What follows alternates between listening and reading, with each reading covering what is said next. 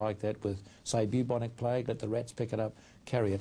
And then we quote from Revelation 18 and verse 8. Listen to this. Therefore shall her plagues come in one day, death and mourning and famine, and she shall be utterly burned with fire, for strong is the Lord God who judgeth her. I don't want to be seen as a doomsday man, Howard, but... it does apparently come across like that, not too good, is it? I mean, what happened here in London in 1666? Remember? Great fire in London. Why? Because of the plague. And so the only way to cleanse a city from that particular problem is fire. Just an interesting scripture that's worth observing. Now, in America at the moment, we have the elections coming up. You've got Bush and Gore. And the one that I'm hedging my bets on, and I'm not really a betting man, but if I was to use the phrase, would be Bush. Bush, of course, belongs to a society that his father belonged to before him and his father before him. The name of the society is called the Skull and Bones, sometimes called the Order, sometimes called 322. It has German origins. It has a swastika on the wall. Can you believe this? And their meeting hall at Yale University, they have the skulls of such famous personalities as the Indian chief, what was his name, Geronimo? And they've got all these bones and so on in there, and they have a very strange initiation system.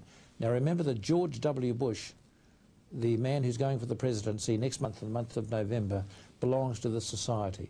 In order to get into it, you've got to go through an inauguration system where you go through ceremonies like being locked in a tomb until you scream your head off with fear. And they wrestle in a bath of mud. These are some of the initiations, in the nude, mind you, excuse me. The other one is to lie in a coffin, also unclothed, and tell the secrets of your past life to the other 14 members of the club, which means that any time in the future when you go against the plans that they have for a one world government. Where do you get this information from? It seems barbaric, and it seems quite out of character with the sort of picture you have of these... These men don't tell you this stuff, do they? It comes from a book. You can read a book by Anthony Sutton. I have the addresses and so on for his books. Anthony Sutton wrote a book on the Order. Another man called Ron Rosenbaum. Those are the only two authors that I know have ever said anything about this secret society. The men involved in it are not allowed to say anything about the society. If the word the Order comes up with Skull and Bones, they must leave the room immediately. They will never discuss it. Each of these men who join has a secret code name. For example, George Bush, the ex-president's name was Poppy. I don't know what they're going to call George Bush Jr. if he gets the job. But I would say he was one of the most likely men to get the job. Now, what they want to do is bring in a new form of government for the world.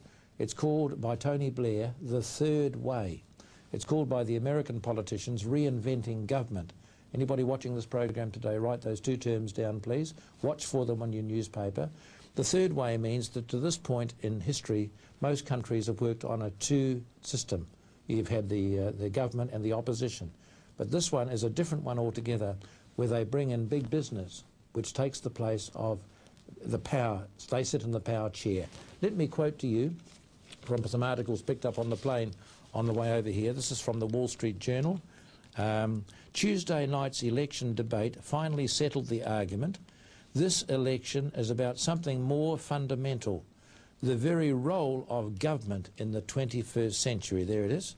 Now, for Republican George W. Bush, the surplus makes it possible not just to provide a tax cut, but to finance a remodeling of the House of Government, making it feel smaller and work differently. When the job is done, the government would provide services with the help of market forces. There's your big business, your multinationals, rather than over the resistance of market forces.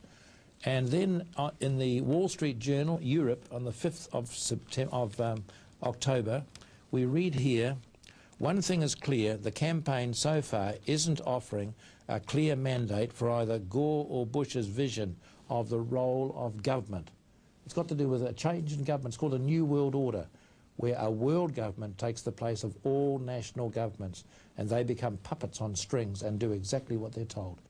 Do they realise they're becoming used in that role as puppets, or are they willingly going along with it? They must know. They must know. They can't be stupid. I mean, these people, I'm just waiting for one bold politician to stand up and tell the people what I'm saying. Why should I rush around the world wasting my time explaining all this and studying all this when a politician involved in it knows that this is true? Why doesn't he just get up and say, look, I'm not really running the show. I'm being told what to do, and if I don't do what I'm told, I get the sack. It's as simple as that. Now, let's go a little bit further. I'll make a statement now. The presidents in America are not elected, they are chosen beforehand. That's a bold statement. That's a bold statement. Now, in one of my books, I have the quote here. It says, Ronald Reagan was written up in the Webster's Dictionary as the next president of the United States even before the elections were held. Can that be proved? Yes, it can be. You can check it up. It says the Consul General in Auckland, New Zealand, said, unbelievable. And the publishers of the dictionary had no explanation as to how that took place. So obviously they were well aware who was going to be elected. They knew, and they know already in America who's going to win this one. They know whether it's Bush or Gore. Both men, by the way, are world government people, but my guess is Gore will get it because Bush will get it because he belongs to the skull and bone society. At the moment, Gore's ahead in the polls, but I still think Bush will get it. But either way, the New World Order society wins. Yes, now... Gets their man in. Now, let's go a little further. I want to go further. Have you ever been sued, Barry? Well, I mean, there's plenty of opportunity to do it because my statements are outrageous. They are. And what about the ones that were made in the first programme about the Masons? I mean, it's quite interesting. Have you not had any repercussions about Well, this? they can't because, I mean, it would simply bring out all this stuff. They don't want people to know all this. They want people to think that their society is concerned with building hospitals, looking after young people and so on. These are good things. But they've never sued you? Well, they can't. Why? Well, how could they? Because simply all this stuff comes out in the open, you see. And they don't want it to come out in the open. That's the point. I mean, the Salvation Army, they do good things too, but they don't take oaths to cut their throats and rip their chests open and so on. My point is, though, Barry, if they haven't sued you, then perhaps what you're saying is true. Well, it would need to be, otherwise I wouldn't be bold enough to say it. Let me go a little bit further. I have an article at home saying that there is a book being written called Vote Scam. And in America, of course, they're doing the voting system at the moment. It's getting ready for that. And when we had Milosevic go out the other day, I found the answer to how it's done.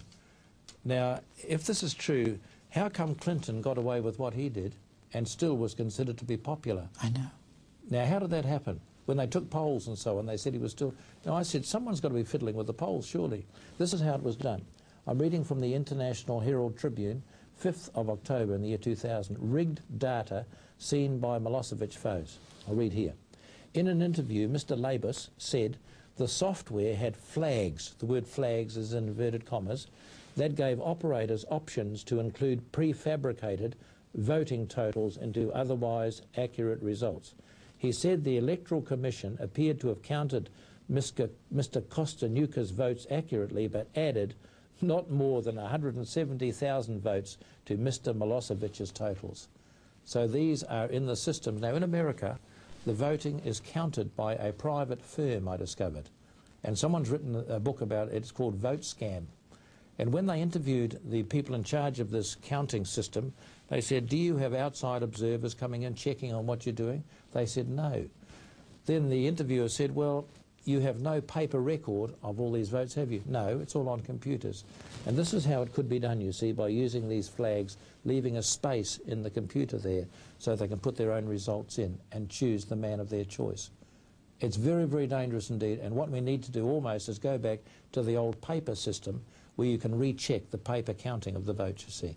But the computers are very dangerous things to work with. If you're clever enough, you can fiddle the system.